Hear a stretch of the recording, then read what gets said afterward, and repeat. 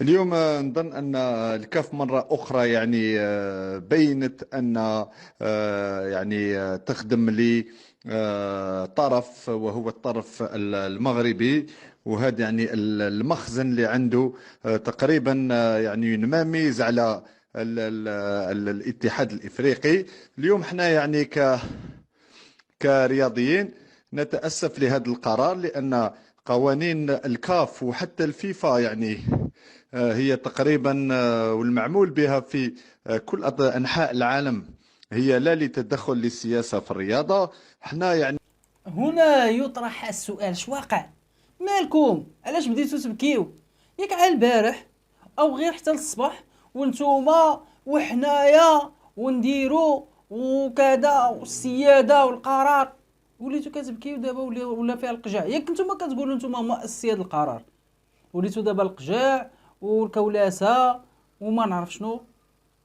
السبب انه تم الدعس بنجاح.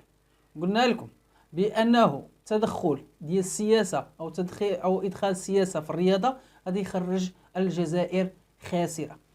اليوم نهضة بركان كتفوز ب3-0 بلا ما تضرب لا تماره لا حتى شي حاجه.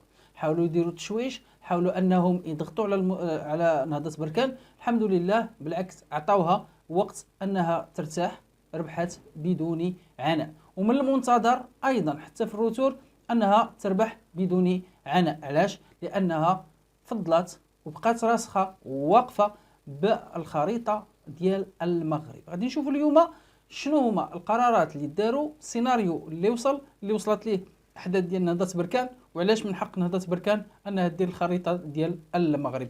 فاولا نشوفوا هذا الرسم كاريكاتير المهم والجميل جدا. حقرونا البراكنه والتاريخ يعيد نفسه. سبب خريطة المغرب، البعض كيقول لك علاش يديروها؟ واش كيستفزوا الجزائر كانوا يحيدوها ويمشيو بلا بها؟ لا، شكون قال لك يحيدها؟ وعلاش غيحيدها؟ حقه هذا القميص لعبت به مباريات هاد البطولة وتم الموافقة عليه، وكانت لا فاليداسيون ديالو تفاليدا في الكاف، وبالتالي اصبح من حق نهضة بركان يلعب بالتوني ديالو كيف ما بغى وكيف ما هو. ثاني حاجه، هذه ماشي علامه اشهاريه، لان في قوانين الكاف واللي بغات تلعب عليها الجزائر ان من حق الفريق المضيف اللي هو الجزائر العاصمه انه يرفض شي علامه تجاريه اللي ما بغاهاش هو ولا عنده معها مشاكل او شيء من هذا القبيل. لكن الخريطة ليست علامة تجارية، الخريطة هي شيء وطني، والفريق في هذه البطولة يمثل وطن. والدليل هو أنه كنلقاوهم كيديروا الراية أو العلم ديال الوطن. علاش ما يديرش فقط يبزوا عليهم يديروا فقط غير اللوغو، غير الشعار فقط؟ لا، يقدر يدير العلم، يقدر يدير الخريطة ديالو. هذا من جهة. من جهة ثانية، فاش ضراتكم الخريطة؟ وعلاش ضراتكم الخريطة؟ الخريطة هي شأن مغربي، هذه الخريطة معترف بها من طرف الكاف، الخريطة معتمدة في الفيفا، إذن ليس للجزائر الحق. غوتو قال لك سيدي حنايا غادي يعني نتحكموا في زمام الأمور، حنايا هما اللي عندنا القرار، وإلا ربحتوا أو إلا ربحات نهضة بركان هذا الملف، كاين اللي كيقول لك ها شواربي يدير بمتى، كاين اللي كيقول لك انا نقرع، كل واحد شنو كيقول. وبغينا هاد الكراغله يبينوا على الرجوله ديالهم ويديروا هادشي اللي قالوا، رغم انه انا متاكد 100% ما كاينش فيهم راجل.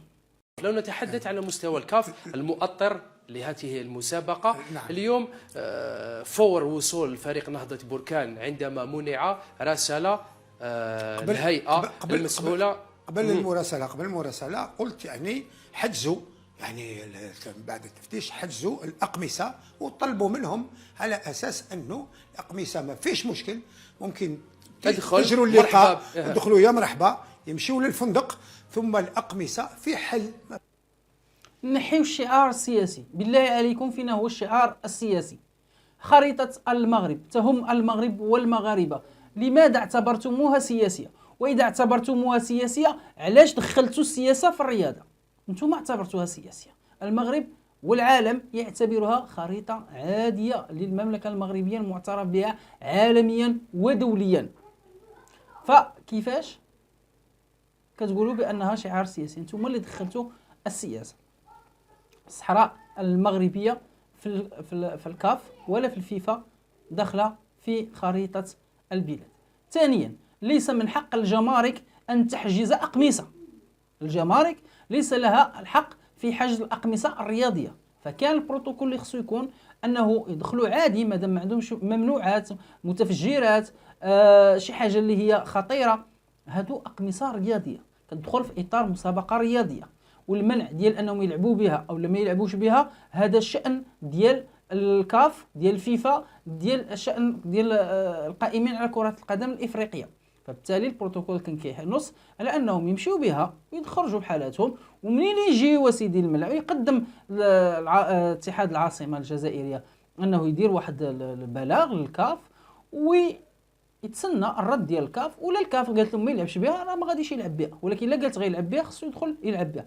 لكن باش تدخل السلطات بما فيها المخابرات، بما فيها الجيش، بما فيها الاجهزه المخابرات الحربيه، بما فيها حتى الجمارك، ويحجزوا ماذا أقمصة وتقول لي بحسن معاملة وهذا، فهذا خطأ. وكذابين كما كيقولوا ناري على كذاب، كيقول لك تعاملنا معهم برفق واستقبلناهم بالورود وبي نشوفوا الطريقة ديال المعاملة ديال نهضة بركان في المطار ديال هواري بومدين.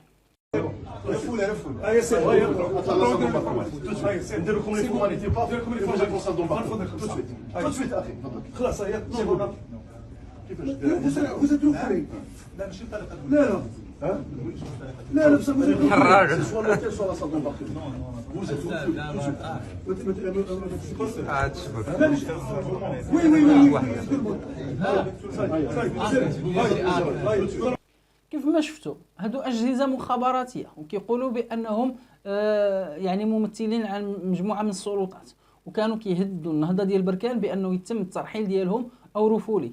وكان واحد من اللاعبين نهضة بركان قال بسخرية واش حنا حراقة أو لا، كيما قال هو حراقة وغادي تشبك. راه شبكات ولدي ماشي عاد غادي تشبك. معاملة طيبة. ما بغيتش نعرض فيديو ديال إخراج أو محاولة إخراج نهضة بركان بالقوة، لأن كان فيه واحد المشاهد ديال العنف وهي مرفوضة بطبيعة الحال في اليوتيوب ولا في المنصات الأخرى. فبالتالي كيبان هنا من لم تكن هناك حسن معاملة نهائيا وأبدا في ظل الأوضاع اللي وقع. فكان هناك تضامن من مختلف أو من الكثير من الأندية المغربية، وأشرف عقل ديال الكراغلة قال حتى هما كيتضامنوا مع اتحاد الجزائر العاصمة. نشوفوا نموذج ديال التضامن ديال الفرق المغربية ونشوفوا علاش قال لك حتى هما كيتضامنوا مع اتحاد العاصمة. نادي المولودية الوجدية يعلن تضامنه الكلي مع نادي نهضة بركان. ولكن نمشيو لواحد الفقرة اللي غادي نديروا فيها المقارنة. قال لك ويجدد نادي المولودية الوجدية تشبته رفقة الشعب المغربي قاطبة بوحدته الترابية تحت القيادة الرشيدة للرياضي الأول صاحب الجلالة الملك محمد السادس نصره الله. وحدته الترابية. إذا الأندية تدافع عن وحدتها الترابية، عن أرضها، عن خريطتها. نشوف الأندية الجزائرية على ماذا تدافع وعلى ماذا تتضامن. نهار تيفي كتقول النوادي الجزائرية تعلن دعمها المطلق لفريق اتحاد العاصمة بعد تعرضه للتشويش من نادي نهضة بركان المغربي. النوادي الجزائرية بصوت واحد: السيادة الوطنية خط أحمر. بالله عليكم من تعرض للتشويش؟ واش اللي جلسوا في المطار دي ساعات طوال بالجوع وعدم تدريب، عدم الحضور الحصة التدريبية ديالهم ومجموعة من الأمور الضغوط النفسية والسجال وهكوارا والصفات، أو لا اللي جالسين في الأوتيل ديالهم مرتاحين داروا الحصص ديالهم التدريبية ضاحكين ناشطين واكلين شاربين ما عندهم حتى شي مشكل؟ من تعرض للتشويش. ولكن نقطة أخرى مهمة هي قال لك السيادة الوطنية خط أحمر. نشوفوا أيضا نموذج من هذا التضامن ونشوفوا هذه السيادة اللي كيهضروا عليها. فريق نجم بن عكنون الله أعلم فين جا، ما يهمني. كيقول يؤكد فريق نجم بن عكنون دعمه الكامل لنادي اتحاد الجزائر في هذه القضية التي تمس بالسيادة الوطنية، وأن الجزائر خط أحمر. كلنا اتحاد الجزائر وتحيا الجزائر. ما بغيت نعرف منين دار المغرب الخريطه ديالو كامله او التوني ديالو فاش مس السياده الجزائريه؟ واش الجزائر هي التي تمتلك الصحراء الغربيه ونحن لا نعلم، او ان اعلام العسكر كذب عليهم وضحك عليهم ووراهم هاد الصوره او هاد التونيات هادو؟ على ما يبدو انهم وراهم هاد الصوره هذه، وراهم بان نهضه بركان ديال الخريطه فيها الصحراء الغربيه وفيها الصحراء الشرقيه المغربيه، فلذلك كيهضروا على السياده الجزائريه. من غير هذا الشيء فاراضي المغربيه لا تهمهم. كتقولوا بانكم انتم لستم طرف في النزاع. ثانيا، حتى لو كنتم طرف في النزاع اللي خصو يهضر هما البوليساريو. لم نمس السياده الترابيه ديال الجزائر، بينما الجزائر هي من تمس السياده الترابيه، وهذا يظهر بانهم كيدخلوا السياسه ايضا مره اخرى في الرياضه. اذا نشوفوا بني كرغول 10 عقيل، شوفوا نموذج منهم اش كيقول، واحد من بزاف. مقابله تاع رياضه، انا نظن نقول لك، انا نسالك سؤال، كاس القارات وما يحطوش فيها الخريطه، صح؟ ياك اسمها كاس القارات وما يحطوش فيها خريطه. وزيد لك ثاني، كيماجيني انت كل فريق كل نادي يدير الخريطه تاعو، ويجيك نادي انت تلعب معاه من لاشين، ما يكفيش تريكو باش دير الخريطه لاشين كبيره. ايه ده المجتمع ده بالله عليكم، واش هذا عنده العقل؟ واش هذا عندهم العقل؟ اولا جا من روسيا غادي يشد التيشيرت والشورت، ياك ما كاينش عندكم شي حاجه سميتها التصغير؟ راه حتى المغرب راه دوله كبيره، ولكن راه في الصوره كنصغروها. ويلا دابا بالله عليكم، واش هادو تناقش معاهم؟ واش هادو تهضر معاهم؟ الخريطه ديال من كيقول لك ديال المغرب، ولكن لا ما ديروهاش. هاد التوني واش مصادق عليه الكاف؟ مصادق عليه الكاف، ولكن ما تلعبوش به. واش هاد الخريطه معتمده في الكاف؟ ولكن ما تلعبوش به. معتمده في الفيفا؟ ولكن ما تلعبوش به. علاش؟ وراه هذا واحد مره واحد كيقول لك المس بالسياده الترابيه ديال الجزائر، الاخر كيقول لك لا، باش ما انديه اخرين ما يديروش الخريطه ويجينا واحد من الشين، والشين كبيره ولا الصين كبيره ما غاديش تقدنا. وحتى حنا معامن، والله الا معامن. كيقول كتضيع القرطاس على موكا، ولكن هذا واش. شوف، من بعد ما وقع المشكل، كانت مراسله ديال بركان، خصنا باش نعرفوا هذه المساله ونحددوها، ديال نهضه بركان كانت يوم 16، يعني قبل ما يجيو كانت اخبار بانه سيتم منعهم ومنع الاقمصه من الدخول. كانت مراسله للكاف، الكاف لم تاخذ هذا بعين الاعتبار، او ما بغاش ترد حتى تشوف واش هذا الشيء صحيح ولا ما صحيح. من بعد ما تم الحجز ديالهم في المطار، فالكاف دارت مراسله لنهضه بركان وقالت لهم باننا توصلنا بالرساله ديالكم اليوم 16 ابريل، يعني قبل ما تجيو. وراه احنا شفنا يعني التوني ما مفادوه بان التوني راه فاليدي وراه صحيح، وبانه معتمد من طرف الكاف، وانه تم اللعب به، واخر مباراه لعب به هي قبل من اتحاد الجزائر عفوا مع ابو سليم الليبي، وما كان معروف حتى واش بركان اللي غتلعب مع الجزائر واش الجزائر غتأهل ولا لا. فكان هاد التوني معتمد مقبول، حتى واحد ما اعترض عليه، فهو قانوني ومن حق بركان تلعب به. فمن بعد المراسله ديال الكاف ايضا كانت مراسله للاتحاد الجزائري والجامعه الجزائريه، وقالوا لهم بانه هذا الشيء راه قانوني، يعني القميص راه قانوني وما الى ذلك. فخرج رئيس الفاف اللي هي الاتحاد الجزائري بواحد الخرجه، وقال الامر منتهي ونتمنى يكون رياضي وصافي وسالينا الامور. قبل ما غادي يجي رد من عند العسكر باش تعرف بانه الرياضه مسيسه في الجزائر. شوفوا بعدا شنو قال رئيس الجزائر، وغادي نشوفوا شنو وقع بعد ذلك. اليوم كيقولوا هضره وغدا كيقولوا هضره اخرى. احنا تعليقنا كاتحاد جزائري لكرة القدم، احنا نتابع في القضية ببالغ الاهتمام، احنا نريد انها تبقى مباراة في جانبها الرياضي ولا غير، نتمنى ان تكون روح رياضية. الشيء الاكيد هو انه الاتحادية الجزائرية دائما تساند اتحاد العاصمة وتتماشى مع القرارات اللي تنص عليها الفيفا والكاف، ما الا مباراة في كرة. كيف ما شفتوا فهو كيقول لك بان الاتحاد الجزائري كيمتثل القوانين ديال الكاف وديال الفاف او الفيفا. فالقوانين ديال الكاف والفيفا كيقولوا بان من حق بركان يلعب بهذا التوني او بهذا القميص. فبالتالي برد على قلبه وقال لك ماشي مشكل، ما تبقى الا ما هي الا كره في كره مباراه في كره القدم. مزيان هادشي كله مزيان، ولكن نعس فلقى الاوامر من عند شنقيحه باش عرفوا بان الجزائر كلها في تخبط، بانها عندها حاله طوارئ، ما فاهمين والو، شي كيشرق شي كيغرب، غرقوا راسهم. شوف من بعد ذلك شنو وقع. رئيس الفاف: اشترينا أقمصة من النوع الجيد لنهضة بركان ونرفض لعب الإياب. وهانتم بالليل قال الهضرة، في الصباح هضرة أخرى. قال لك سيدي ما بقاش هذيك القضية ديال النمتثل لقرارات الفيفا والكاف، ولكن اليوم ما بقاتش مباراة كرة القدم، راه بغاو يلعبوا، احنا شرينا لهم أقمصة. نشوفوا هذه الأقمصة والخطأ الكبير الخطير اللي وقعت فيه الجزائر وبني كرغل. أول شيء نشوفوا الصورة اللي قالك أقمصة من جودة عالية، كيف ما كتشوفوا ماشي غير هادوك التونيات اللي كيتعطاو في دوري رمضان، والله لا كاليتي على هذا. هذه واحد. جوج، خصهم يعرفوا بأن التوني اللي كتلعب به أي فرقة كيكون هناك عقد ما بينه وما بين الشركة المصنعة بأنها ما تلعب حتى شي توني من شي شركة من غير ديالها. هذه واحد.